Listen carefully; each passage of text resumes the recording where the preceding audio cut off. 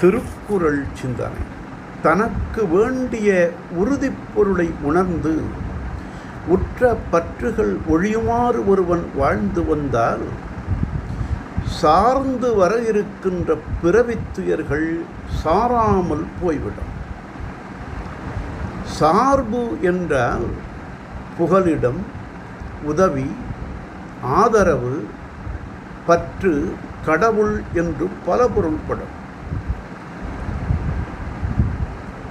உலக மயக்கங்களாகிய பொருட்செல்வம், மனைவி, மக்கள் முதலிய சார்புகள் ஆசை மயக்கங்களில் ஆழ்த்தி அவற்றை வளர்த்து பிறவித்துயரை மீண்டும் மீண்டும் கொடுத்து கொண்டே இருக்கின்றன. அவை ஓயாமல் உயிரை வருத்தி நிற்கின்றன.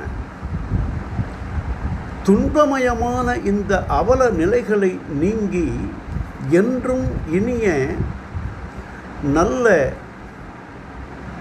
இனிமையான சார்பாகிய பரம்பொருளை பற்றி கொண்டவரே சிறந்த பேரின்பத்தை பெறுகின்றார்கள். சார்ந்தவர்க்கு இன்பம் கொடுக்கும் தழல்வண்ணன் பேர்ந்தவர்க்கு இன்னா பிறவி கொடுத்திடும். கூர்ந்தவர்க்கு ஆங்கே குறைகடல் காட்டிடும். சேர்ந்தவர் தேவரை சென்றுணர்வாரே என்பது திருமந்திரம்.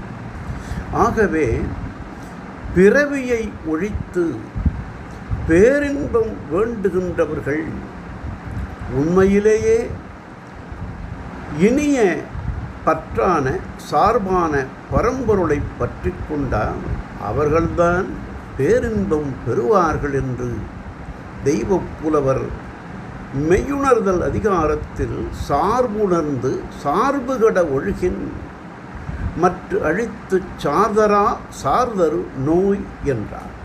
நாளையும் சிந்தை.